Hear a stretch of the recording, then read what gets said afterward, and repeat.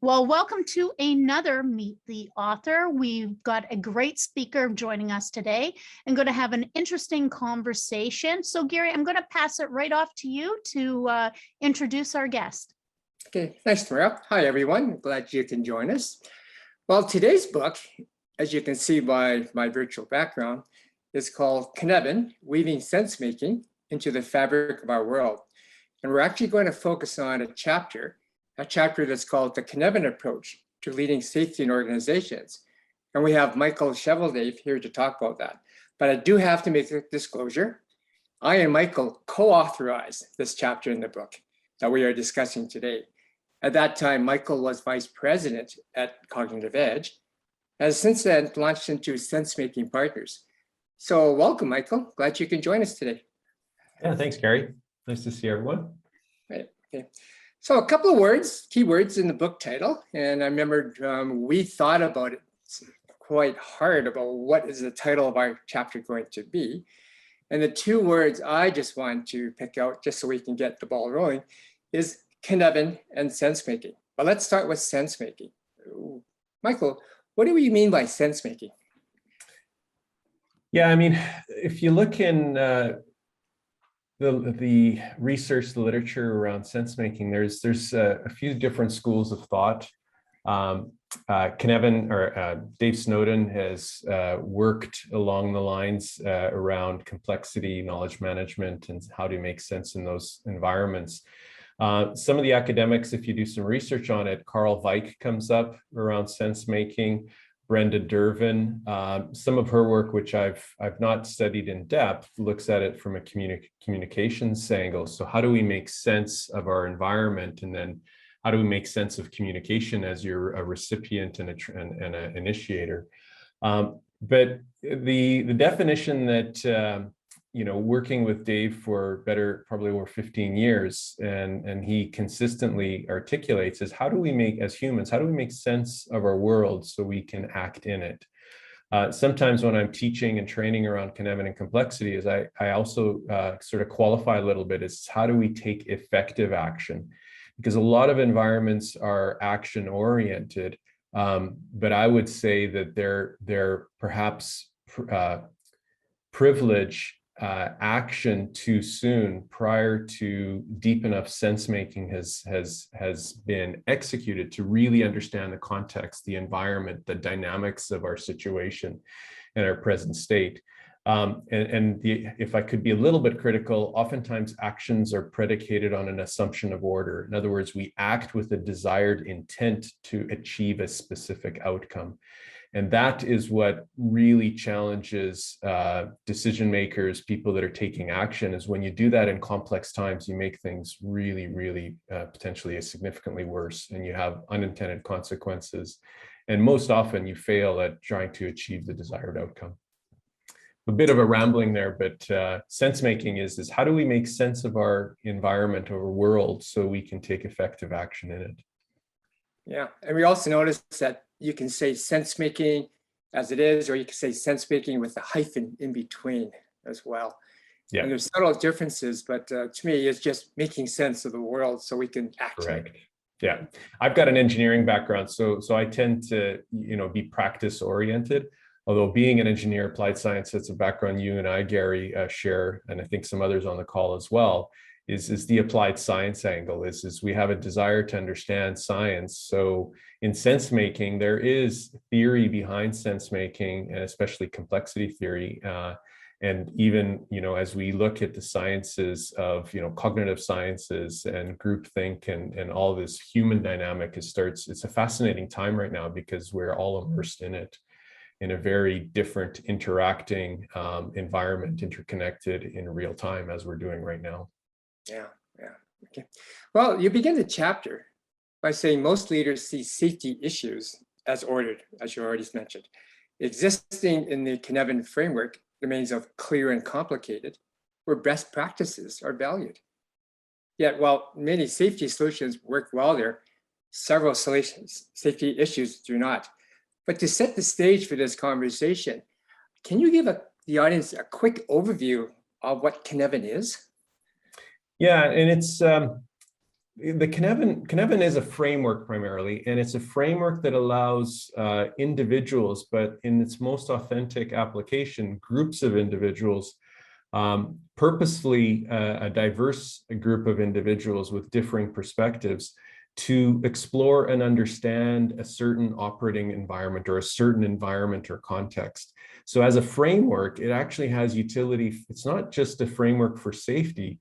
If you flip through the book that Gary, you and I co-authored the safety chapter in, you're going to find topics of leadership, of strategy, public sector, not-for-profit environments, defense and security. You'll even find a chapter on how Cynefin as a framework can inform and help understand the creative process of producing, wonderful shows like the Cirque du Soleil and theatrical performances.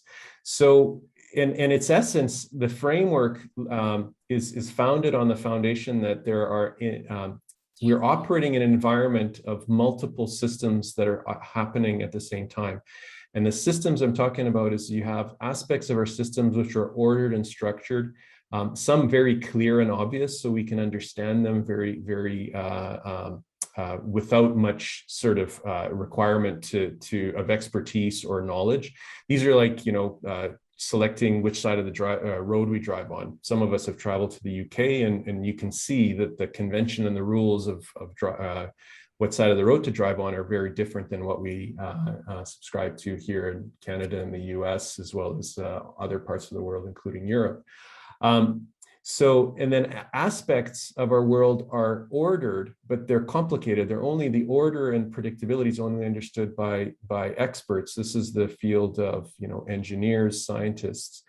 And then there's a whole in between those two, sort of the order, and the opposite end of that is chaos. And we know that the world goes through momentary, not the whole world, but aspects and pockets of the world going through these momentary periods of chaos and extreme randomness. Fortunately, chaos does not sustain, otherwise it would be very difficult to work in. And the third type of system in between the two, between order and chaos, is complex adaptive systems. And this has only been around for the better part of probably 30, 40, 50 years from a scientific understanding. And if you look at complexity and from a human system lens, it starts to become really interesting in that humans are interacting at the local level and making sense of their environments, and oftentimes making sense of unpredictable environments. The challenge with organizations and oftentimes leadership, if we look back, probably since the Industrial Revolution, we went on a track of assuming everything can be ordered and structured. And a lot of things can be, like, we're very thankful for those of us that fly. Obviously, many of us are not flying as frequently as we did before, but the network and management of the airspace and the systems has order and predictability in how it operates.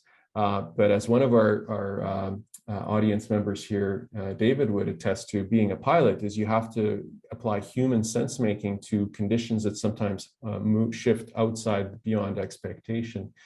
And so we have to understand how to navigate in these environments. So Cynefin as a framework, if I can take those three types of systems, helps groups of people make sense of their current state and understand what is validly ordered and should be ordered, and what aspects of our environment are complex. And then it says when we make decisions and how we understand the complex environments, we have to shift our instrumentation, our monitoring. We have to shift how we take action, because we can't predict or work to a specific end outcome, and we have to shift to a more action-oriented approach of stimulating the possibilities in the present. And that's where the significant shift occurs. Yeah. And I think what's really I found fascinating is that you've described the four domains of what we call in the order: clear, complicated, and then you've got complex, chaos. And there's this curious the fifth domain. It's a 5-domain framework. Started off as this disorder, then we switched to confused. Now we have aphoretic. So maybe what is this one in the middle? Yeah, first of all, Cynefin is a 5-domain model. So those, if you hear people or you catch yourself sometimes saying the quadrants of Cynefin, you got to be really careful and backtrack, because you can't have 5 quadrants in a framework. So the domains are really important to understand. The aporetic confused domain is really important, because oftentimes decision-making or understanding our environment starts from either an intentionally confused state or an unintentionally confused state. And the concept of aporia is actually leveraging that intentionally. The confused domain, which was, if you look in the history of Cynefin, was disorder, is often described more simplified as not knowing what domain we're in. So if I'm working with multiple diverse perspectives in a workshop, and we're using Cynefin to, say, make sense of safety environment, or using it for understanding strategy, I will purposely put, and oftentimes practitioners that understand Cynefin will do this, is we will concentrate groupthink at the table. So the room, the facility, either the virtual room or the physical room we're actually working in, let's say you have 15, 20, 30 people working, and you've got 5 or 6 tables of people, is you concentrate groupthink, the like-minded thinkers at each table, because then the contrasts between the tables will actually amplify that diversity. And then we work with a similar data set. So we might be working with things that are happening in our operating environment, in our company. So everyone's working with the same data set. And if they place situations, map them into Cynefin, or map aspects of those situations across Cynefin differently, that means across our operating unit, the whole room we're in essence confused, because I've got one group of people saying that this is a complex issue, and another group saying it's complicated, and another group maybe saying, no, that's clear, right? So in essence, our collective understanding of our environment is in a confused state. And those aspects then come back into the 5th domain of disorder, and you can run another cycle of your workshop where I actually break up the group think, and now I create diversity on the teams. So I reset with different teams, and I say, now make sense of those confused items, because you guys didn't agree with them initially. And so what we're doing in that workshop process is we're using the collective understanding, the collective sense making in the room, to create a contextually relevant Cynefin model of our operating environment, so that then at the end of the session, or at the end of the series of sessions, we can now make decisions with a much deeper appreciation and understanding of our safety environment, or an understanding of our leadership objectives, or our understanding of our strategy and direction going forward. So really, Cynefin helps organizations and groups honor and understand that aspects of our environment are inherently uncertain and complex, and we shouldn't assume that they can be made and managed in an ordered way. And that's where we challenge best practice. If you read some of the background on Cynefin, we actually say that those practitioners working with the framework say that best practice is a valid approach, but only for things that are clear and obvious. If we're in the complicated domain, there's order and repeatability there, but experts are required to make sense of that order and inform actions and decisions. But we relax our practices. We don't assert best practices in complicated situations. We say that's where we follow good practices. And the reason it's an important distinction is we relax that because if you've worked with really deep experts, you know that one of the things of leading deep experts is having their trust. If they don't trust you, the worst thing that you can do in a deep expert environment is force best practices upon them, because they're the ones that have the understanding of the system. So allowing good practices gives you some variability in how they apply practice. In the complex domain, we rely more on exaptive practices where we stimulate novelty and paths forward emerge from our interaction in those environments. Cool. Rosa, did you have a question for Michael? Well, let me unmute myself. Hold on. Yeah, you're good. Yeah. Am I unmuted now? Okay. I've just taken so many notes. It's my head is bubbling because I'm doing I'm working in a nuclear facility, and of course all their models are extremely linear. And I don't know if you have any experience working or trying to introduce new ideas there. And I was wondering, right now, COVID has had a huge impact, and I'm wondering if when COVID hit, would that be an example of entering a chaotic period, at least initially, or is it still in chaos because we just didn't know what to do or what to expect? Is that a good example of that? Probably at best, maybe a shallow dive. I mean, there might have been periods of time when things were breaking out. There might have been, chaotic aspects of people's, not knowing, right? And so I think people were, there's such inertia with past practices. I mean, even if you think about your family unit, think about your company, your organization, think about the world, right? And when something as a concept or the conditions of what appear to be a pandemic were emerging, because it's kind of like, if you think about how I evolved to recognize that we entered a pandemic situation, it's kind of like walking through the mist or the fog in a mountainous range or on a trail, or you're in an aircraft coming out of the clouds and before you see ground. It's hard to delineate exactly when it happens. And sometimes it's depending on the density and the variation of the mist you're going through or the fog you're going through. It could be you have a protracted period of just not knowing. So within the pandemic, I think there was this period of the world just going on as we knew it. But everyone, for example, was on my last business trip occurred right at the starting point of the pandemic, or understanding of what was happening with this virus that was coming out of China. I was in Germany and then Romania, and as the days progressed before I left, I can feel myself sort of getting a bit more anxious of my routing. I had a colleague that was also on a part of the business trip with us in a group, and we were in Germany, and they had to route through Paris, and they were getting nervous because there were some cases that were emerging through Paris, so coming through the airport there.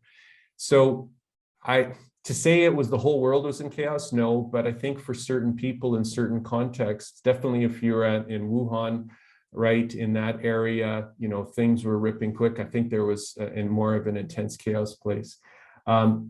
Human nature is we don't stay in chaos long. People will actually, like even in a natural disaster, and there's been unfortunately more and more seem to be happening around the world, whether they're flooding or wildfires like Gary and I are experiencing in our backyard, and some of us along the Pacific Northwest or the west of the US. These events happen, and there's hours or at most maybe a day or two, and people are in a chaotic state, but then stability start to form very, very quickly. So I don't think it was full on chaos, Rosa, but pockets and elements and aspects of it were. Well, from what you're describing, it seems to me people did move in to create order out of it with rules. I'm talking now, Yep. wearing masks, and then in the organization, some people went home to work from home, and some stayed because they couldn't manufacture without them. But okay, so what's the role of emotions in all this? Because then the unexpected outcome of that was a lot of resentment from the people who had to come in every day, looking at the people who were at home, spending time with their family, not spending money on commuting or vehicle wear. So now they have this situation that they have to deal with on the emotional side. So where does that fit into the model? Well, I think that's classic complexity at play. And you reminded me of, it's amazing how we're deep into this pandemic and the current situation, where we start to forget some of the things we went through. And I would say, yes, the home-based work was, I think, it threw the whole work environment for a lot of organizations into a short period of manageable chaos. I think a lot of organizations realize that we're expecting more chaotic implications and challenges with productivity or performance.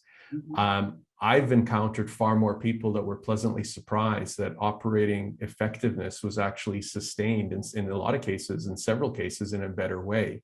So it presented a really interesting way that, people still were able to connect the inertia of the processes and the systems. Like, don't forget, like, recognizing Cynefin, its ability to make sense, and recognizing complexity does not say that ordered systems and structures are no longer needed. This is not a pendulum swing. It's actually, it's a both and. In a lot of environments, you mentioned the nuclear environments, thank goodness that a lot of those systems are very, very rigidly mapped out and procedures are in place, because you're dealing with operating in a very, a very dangerous, potentially very dangerous and catastrophic process. So in that, the emotions and how people interact, one of the things, the principles of complexity that I really enjoy is it brings the human aspect of shared, not only shared sense making, but shared contributions of ideas for action. And I think one of the things that possibly could have been done better in managing in environments, and this is just my speculation because I don't have experience in this, but if I was working within or advising a leadership team working with an organization that was having some split, some staff are having to work from home now, some staff due to operating environments have to come in, is I would actually facilitate the workforce in making sense of what we need to do, right? Because there's constraints that are being imposed. There's public health orders, there's government regulations that the organization or the operations or the company are under. So I would have worked with early on having them join Sensemaking, because if groups of people feel that they're part of the decision process, part of the sense making with leadership and management, then you would actually, I think, avoid some of these chasms that get created of emotional sort of, envy or questioning. It's when actually people get hard constraints imposed on them, right? That feel that perhaps they shouldn't have been imposed the way they are, that then you create these residual tensions and feelings. And they could have unintended consequences, because I mean, one of the things, especially in high risk work environments, people's not only individual attention to what's happening around them, but the collective attention has to be, managed and monitored carefully. And what you don't want to do is you don't want a group to get emotionally charged up on something that takes their attention away from the high risk process that they're managing, that could have potentially catastrophic consequences if they're not paying attention. Yeah. Wow, thank you. Anybody else have any questions or comments for Michael? If you do, just raise your hand. Tomorrow, and I will see that, and we'll let you turn on your mic and share that with us. Okay. One of the things that Michael did say is the Cynefin book itself. It's made up of chapters that are why. There are more chapters about the what, and then what we wrote in ours was a chapter really for practitioners. So we covered 3 how-to key points, because it's one thing to talk about it, but again, it's all about how do you act in it. Just briefly, and we'll hopefully get through all 3 today, but the first one was, and Michael kind of alluded to it, we work with the system as a whole. The second key point that we made in our chapter was you work from the present state, and how do you do that? So we hope we can get into that. And the last one is that you work with small actions to create conditions for big improvements.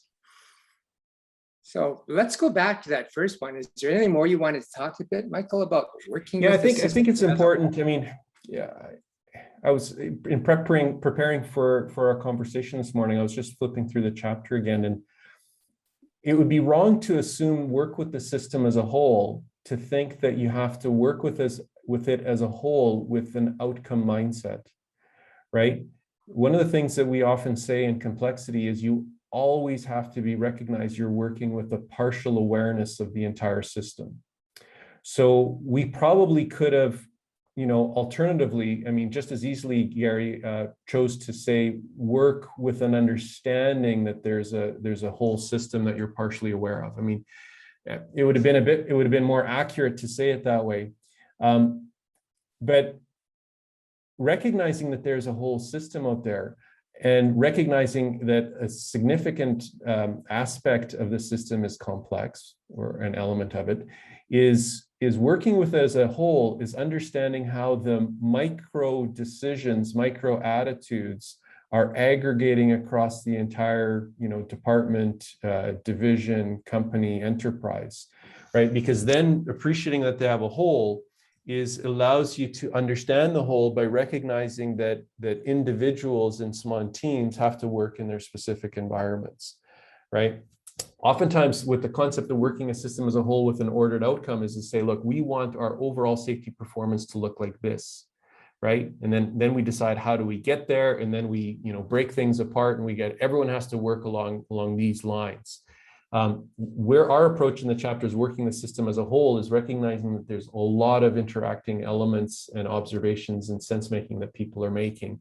How do we link in and connect them across the entire organization so we can make sense of, say, attitudes that are perhaps slipping into a potentially dangerous cavalier sort of pattern, so that we can interact in that, and how do we allow people to do it? So that's the work with the system as a whole.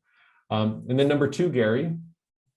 Okay, well, let's pause right there, because I've noticed in the chat there's some really good questions that are being asked about Cynefin. And so, Jeremy, you've got one. So you want to open up your mic and share what you're saying? We got on the topic of COVID, and the company that I worked for, we went into, we actually stood up our emergency management processes during that initially. And one of the things that happened is as we removed workers, management type workers like myself, out of the operating environment, the clarity and simplicity, or I'm going to call it more stable ops, returned to the operations groups. I think we were pretty dumbfounded about how much complexity we were actually introducing into our operations organization, where people can actually get hurt. It's pretty surprising. No, I mean, that's an interesting observation, and it, obviously, in my opinion, you've got a fairly strong self-aware group, because oftentimes we find and that's where putting people in position around. So you're the culture person, or you're the head of safety person, oftentimes, or team, like you allocate a team, is those teams or individuals feel they have to do something. Right. And most high-performing individuals, high-performing teams are heavily action-oriented. But we oftentimes don't sit back and ask, why? Is this necessary? Are we asking the right questions? Right. And one of the things, coming back to that human aspect, is I, together with a lot of practitioners, we start with the assumption that, look, your organization already knows. Management or leadership might be a bit challenged because the patterns, what we're seeing, are not there, but the collective knowledge of the operating environment and the wisdom across your workforce is amazing, right? So how do we partner with the frontline staff, across the layers of the enterprise and the operating units, to together make sense of this complexity? Because then I think what leadership is actually liberated to actually do the things that support that knowledge, support that understanding, rather than sort of imposing their overall understanding. And that's why I think a lot of leadership programs which really emphasize the fact that effective leaders are the ones that say they don't know, and they don't need to know everything, right? But they're there to support and convene and facilitate, right, in the safety realm, facilitate a sustained emergence of high performance safety achievements.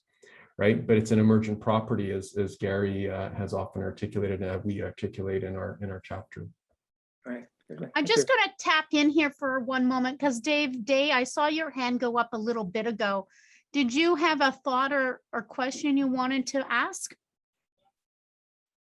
Okay. I think you have to unmute yourself, Dave. Let's find out whether your audio is working. We might have to go to chat for you, Dave. If you can type in your question, we'll he do did. our best. Hold on a minute. Hold on a minute, because he's not Okay. unmuted. You can see his mic. Do you want to try to unmute your mic? There you go. Yeah.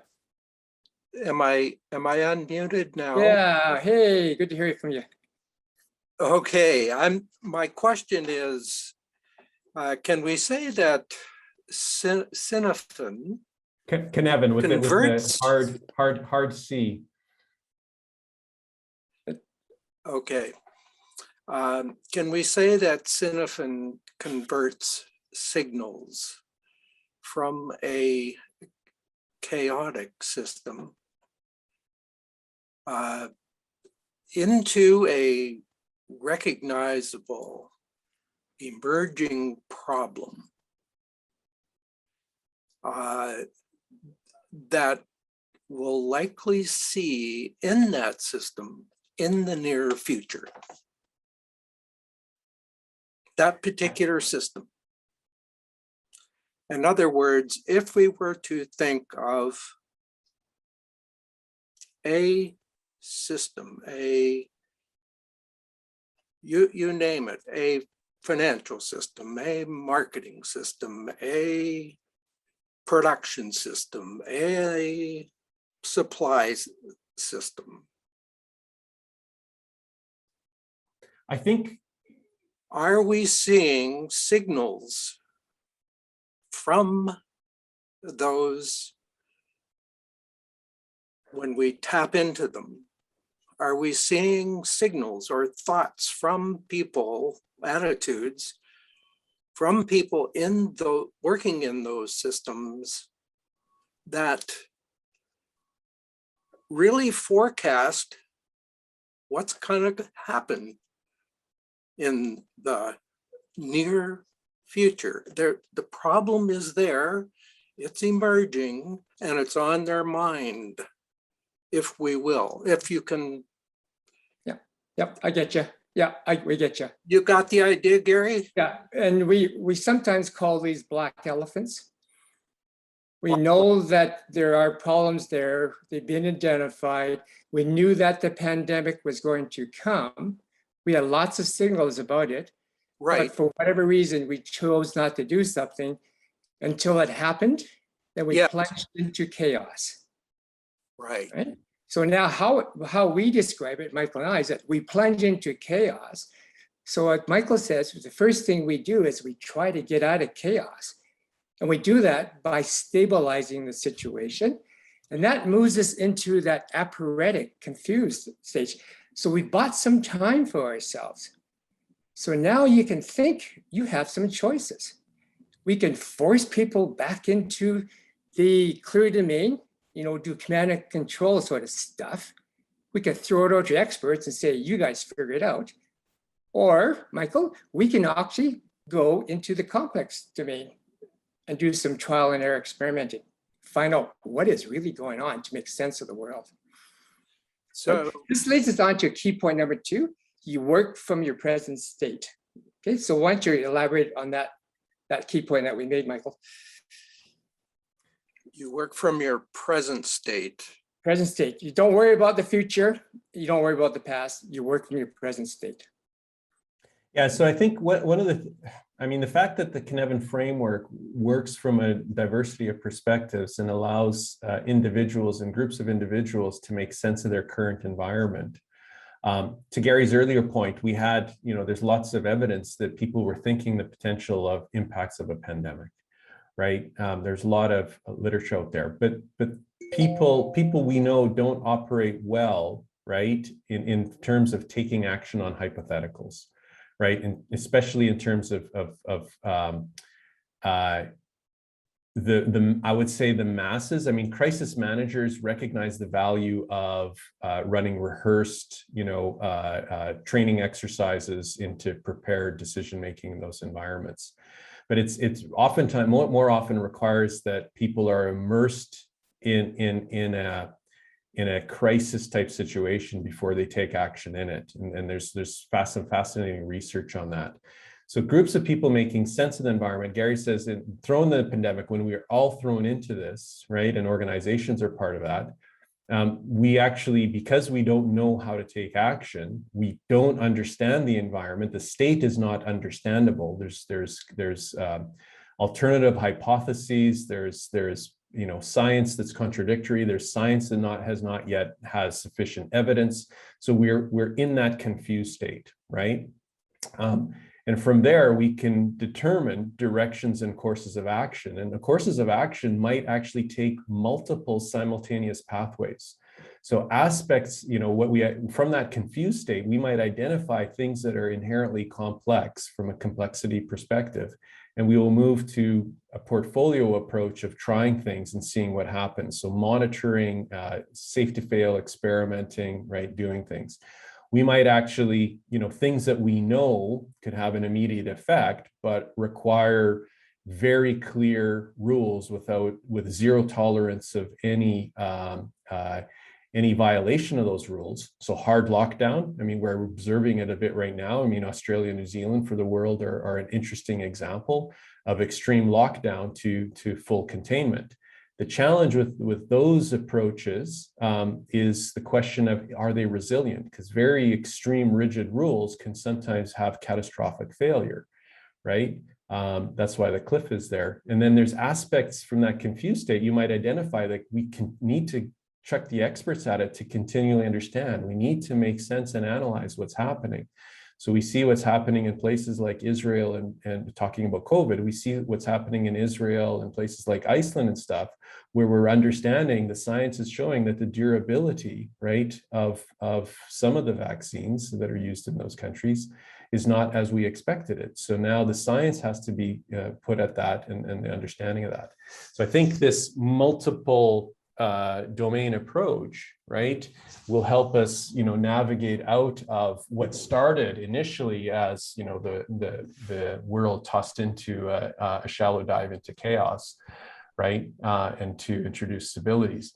And I think the variety of response is actually, from a complexity perspective, is going to give a more resilient approach. So the fact that some countries took a certain tact while other countries took a different tact, we're understanding the overall learning, I think, is going to help us, our global awareness of how we continue to work our way to get beyond this pandemic. Obviously, you asked the question, David, of something that's top of mind for a lot of us, but it's an interesting context to really throw the Cynefin framework to make sense and understand it. And when David, you talked about Earth signals, the one that we look at are weak signals or early detection. And this quite often happens from those workers that are in the clear domain, because they're at the front line and they'll see something that this does not look good. I got a bad feeling about this sort of stuff. So the question is when they raise those, I've got a bad feeling stories, who listens to them? And if management is so preoccupied with other things, they just may be ignored, or they may be listened to. So what happens there? And this kind of, we don't talk about it in the Cynefin book, but obviously a very important piece that's related to it is this idea of gathering stories, which I think you've heard before. It's using that anthropology, looking at ethnography, and collecting those stories from everyone. That's why we say we work with the system as a whole, because we collect stories from everyone, not just the front line. We collect them from the C-suite, collect them from suppliers, or customers. And to the second point in the chapter, Gary, working from the present, yeah, that's actually a bit challenging for us as a world dealing with this pandemic right now, because there are inertia and momentum with certain approaches that things are changing. Our understanding of what's happening, especially with variants and mutations, things are changing so fast that our systemic response, the public health response within regions, within countries, within broader geographies, has a difficult time to catch up with the present state. But I think it's really important. Otherwise, we're going to actually have inertia runaway effects that are going to cause us issues that we can't foresee at the moment. Mm-hmm. Okay, so let's talk about that third point, the key point: work with small actions to create conditions for big improvements. Let's delve into that, Michael. Yeah, it's one of the things that complexity recognizes that if we think about the system as a whole, we could make sense and understand that there's. Oh, did Michael freeze out? I think he froze. Yeah, hope it's not the wildfires in British Columbia that did that to him. So, Yeah, I'm wondering, Gary, maybe if we can try to bring an example that might be more closer to our actual work experiences. yeah. Do you Okay, have can we- something like that maybe you could share? Yeah, okay. The one that we talk about in the book is a very simple one. And my background, and I wrote it, so I talked a bit about my experiences working for an electric utility company where we would have an accident. So we have an electric pole and we'd have a car accident where some car plows into the pole comes down, electricity wires are on the ground. So using the Cynefin framework, we were in the clear domain, all of us, normal, bang, we have an accident. It plunges us into the chaotic domain. And our first response is, we got to make the place safe. So the emergency crews show up, and the first thing they do is make sure that there are no fires burning, that the people that are injured are taken care of. And then we cordon off the whole area to make it safe. Obviously, we make sure that the power is shut off so we cannot have any potential dangers. That stabilizes the situation. And that allows us then to move into that paperatic, confused state. Now, as a line manager, one of my big things is, Gary, you got to keep the lights on. So we did fast recovery, which means going back into the clear domain. And so I just got the fellas to let's fix, let's make some repairs so we can get the lights back on. And even if it's temporary, that's fine. Why? Because I got measured as a KPI for duration of power outages. So it was in my best interest to get the power back on as quick as possible. And we would do that. Lights would be restored and Gary would do a good job. But guess what? 4 months later, that temporary situation, which is still there, bang, we have another car hit that pole and we go through the same process again. Sidney Dekker sometimes calls this drifting into failure because it happened again, right? And then we repeat the process again. But this time, Gary's a bit smarter and he's in the acrobatic confused me and he says here, I don't want to go back to fast recovery and repeat the cycle. I got to change something. So what do is that I go and talk to the experts. Hey, you designers, there's something wrong with the design. And the designer says, you're right. We have this pole located right at the pinnacle of the hairpin turn. No wonder it gets keeping hit. Well, I think you should change the design. Move that frickin' pole out of the way. Oh, good idea.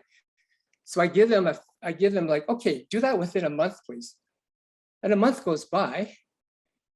Another month goes by. Bang, we have another accident. Same pole again. What's going on here? So when I look at that situation, fellas, why haven't you solved the problem? Use your root cause analysis stuff that we all learn about. Well, we try to do that, but then we talk to the city and the highways, and we got permits and regulations. We talk to the local residents. If we move the pole there, we would block their aesthetic view. Oh, we've shifted into the complex. It wasn't a complicated problem. It was a complex problem. We need to sit down, get everybody in the same room and discuss how are you going to resolve this problem. So that's how we can use the Cynefin framework. Again, the Cynefin framework does not provide a solution. All the Cynefin framework says, depending on which domain you're in, there are some methods and tools that you want to use. And the thing that we don't want to do is that because in the complicated domain, and guess what? Most of us, we're in the complicated domain. Why? Because we are safety professionals and we have some sort of level of expertise. And we should be proud of that, which means that we're really good at using a hammer. But let's not see every problem as a nail. Because this problem, which I explained to you, that was a screw. And if Gary keeps on pounding away with my hammer on the screw, I'm going to damage something and make things worse. So we got to recognize a screw requires different tools. And those tools are complex tools. And this is what we tried to explain in our chapter, particularly key point 3, small actions to create conditions. That's what we want to work on for big improvements. Now, in other language, that's what we call going viral, or we reach a tipping point. And that's what we want to shoot for. So if you're involved in project management or more change management, particularly safety professionals, we get involved in change management, you don't want to do the big launch anymore. Because the big launch is typically where some leaders, they present the idealistic future state, which may or may not occur. No, you're better off to work with small actions. Do these, like Michael said, and I can see Michael's coming back on, a portfolio of small little experiments that you can try. So let's take right now, as Michael comes back on, a good example that's facing us. We're sitting there in an apparatic and we're seeing people, offices, leaders going, okay, looks like we're coming out of the pandemic. I want all my workers to come back to the office. And right now we're seeing the great resignation take place because of that. Or you get some companies going, it's fine, you can work at home. We've settled into that. And then you get what we call the hybrid office. So we're seeing all these combinations, which I think is really healthy because these are different alternatives. Now, which one is right for the company you work for? It all depends, because it all depends on your context and what works for you. And all these things that you're experimenting with, working from home, hybrid office, they all are in the complex domain because you're doing trial and error, trying to figure out what's going to work for us. And for all we know, all those experiments that you're doing in the portfolio Michael's talked about, you may have some whole brand new novel solution that emerges. It works perfectly. Michael, you want to take it from there? You're back. Yeah, sorry guys. I'm tethering, so if I'm a bit broken up, I'm on 4G now or LTE. Yeah, I think if you're working from the present state and you can't predict a future state, then your actions have to be informed by the present and how you've arrived at the present. And you can't, with certainty, if you're dealing with something that's complex, guarantee one way is going to work and another's not going to work. So a portfolio of actions is more appropriate. The reason Gary and I in the chapter say a small actions could have significant outcome is in uncertainty, the nonlinearity principle applies. So you can actually, small things, especially sometimes when small things link and connect, can have a profound impact. But the benefit of actually making them small is you can actually inherently make things safe to fail. This is why oftentimes, massive enterprise, corporate, organizational change programs rarely, if ever, work with the desired outcome they originally start with. And like, how many times have you heard about organizations, leadership teams, announce a major transformation initiative, right? Lots of energy and vigor as it starts, lots of detailed planning, desired endpoints, investments in external consultants come in, help advise. If you actually look at those efforts, and this is where the science aspect I really appreciate comes about. If we're all good scientists, right, we would look at the end of 3 years, which is our timeline we originally started, and we would actually carefully assess how our multi-million-dollar initiative worked or didn't work. Oftentimes, leadership teams want to forget that they invested at 20, 30 million on a massive transformation 3 years out because it's probably aborted a year and a half or 2 years in, right? So what we do is within complexity is working with the present, is getting teams to understand their present state and then linking and connecting them across other initiatives, right? And efforts at almost a bottom-up approach with top-down support and facilitation and enabling. Is a far more effective, resilient strategy for sustainable change. Right. Jeremy, you've got a really good question about trial and error, and it brings in Rosa's topic of leadership, particularly humble leadership. So why don't you expand on that, Jeremy? And Rosa, you can pipe in that one as well, because this is up your alley.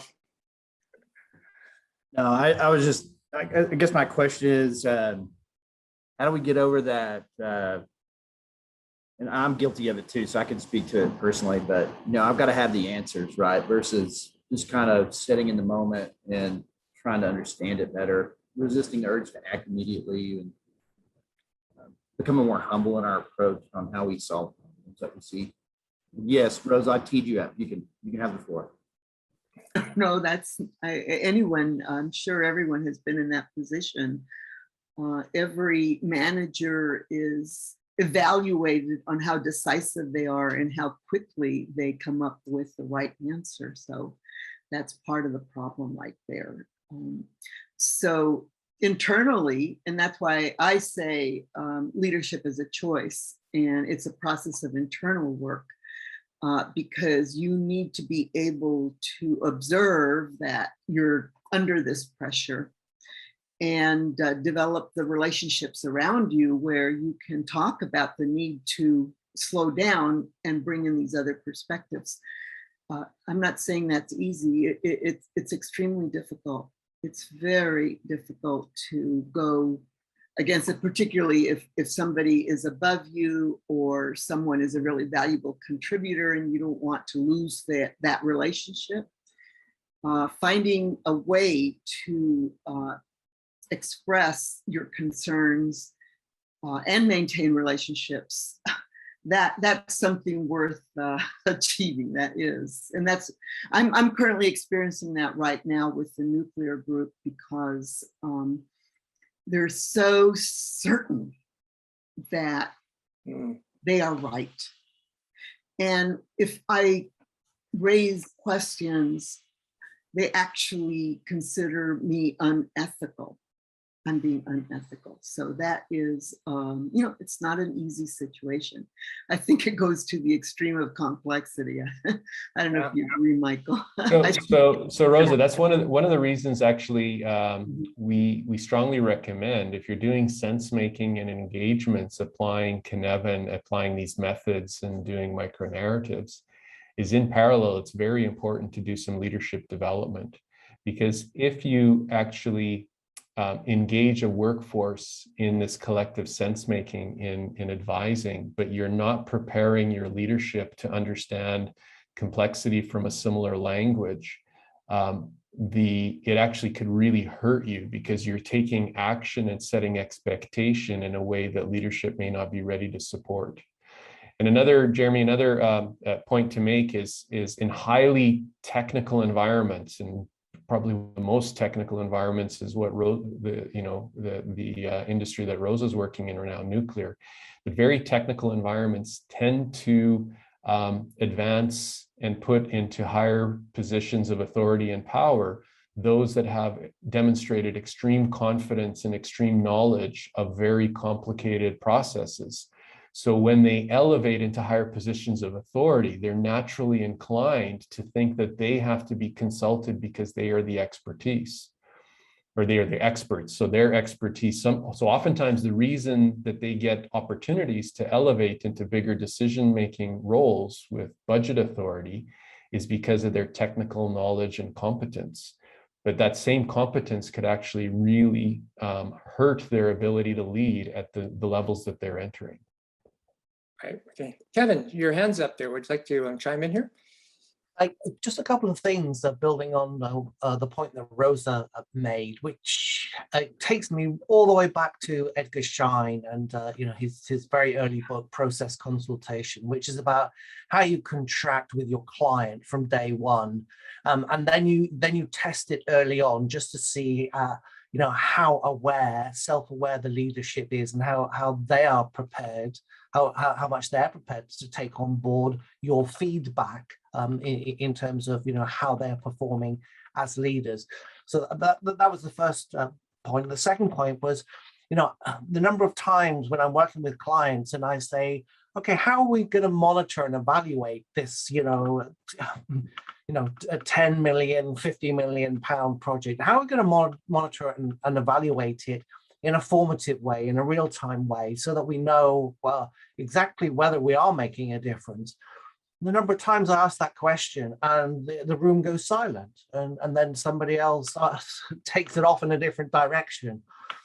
So, the appetite to really understand what is going on from a sense-making perspective, that just seems to be lost. It doesn't seem to compute with a lot of leaders. Right, good point. Good point. Okay. If it's one thing we did talk about, and if not in our chapter in the book, is that we make the distinction that in the ordered system, which is the Cynefin complicated and clear, our focus is on the parts. And typically it's people, it's processes and technology. So we can take them apart, we can put it together again. So we think about this as Lego bricks, working with Lego bricks, and that's perfectly fine. But over in the complex domain, it's relationships and interactions that we have to put our attention on. And I like to talk about mayonnaise at that point. You can't take mayonnaise apart. You got to work with the whole. Okay. We're getting to the top of the hour. The last question I have, which I usually end all these Meet the Author sessions, is 3 takeaways that the author would like to leave. So Michael, do you have 3 takeaways you'd like to share? Yeah, and I think it's a variation of an emphasis on what our chapter put in, is recognize working with the whole is informal and formal. So the informal is the human aspect, the formal is explicit structures, procedure. But when you're looking at safety, is you can't separate them, nor can you actually take a formal approach on the informal. Right. So fundamentally, you have to work with that, and recognizing that the present state, and this is a point I think around Jeremy made, is leaders have to catch themselves sometimes as having the solution or having the knowledge, right, to guide and direct. Be careful after that realization. You have to make understanding if the people that are following and working under your leadership are expecting you to lead that way, you have to work from that present state as well. So you can't just simply hand off decision authority. A great way to throw a bureaucratic department into chaos is to give them, complete latitude and decision authority without any, direction or guidance, right? You'll toss the whole bureaucratic group into chaos, right? And then recognizing that, giving groups of people a portfolio of things that they can, at the front lines, bottom up, advise and take some authority on, recognize that that's going to take a little leap of faith, but you've actually be quite surprised at how groups self-organize and actually get things done. And this is a key learning that the pandemic has left us, is a lot of positive inertia in organizations handled this significant disruptive of working environment extremely well. Right? What's the learning in that? Right? I had one organization, one leader in an organization wrestle for 2 years before the pandemic hit on desiring a greater flexibility for himself and his workforce to have more work at home time. And their argument, his superiors said, it's just not feasible because the risks are too high. We're going to lose productivity. I asked him 5 months into the pandemic, I go, how's your productivity? He had a chuckle. He says, we're 25% above what we ever achieved before. I go, wow. I go, your exec VPs and the exec com must be really, have their tail between their legs, because their argument, he says they don't have an argument anymore now. So they're baffled by that. And that's a positive sort of pattern outcome. So small perturbations, right, with decision authority or action authority at the frontline staff could yield some amazing results. Just maintain a coordinated sort of perspective across the whole, right? And you'll shift your way of working. I think those are I come back to those 3 points because they're good heuristics to kind of take forward, right? And applying Cynefin as a perspective filter on our current situations and how things are evolving could be very, very powerful tool for you to guide your decision-making through these more uncertain dynamic times. Great. Thanks, Michael. We are at the top of the hour, so thanks to everybody for joining in, and I'm glad that we got lots of participation today. So Tamara, over to you to close her off. Yeah, no, it was a great conversation. Thank you, Michael, for joining us today, and thank you, Gary, for bringing this topic. I hope everybody had a great time, and we'll see you at the next Meet the Author. Thank you. Thanks, everyone. One of the best, Gary and Michael, one of the best. Thank you.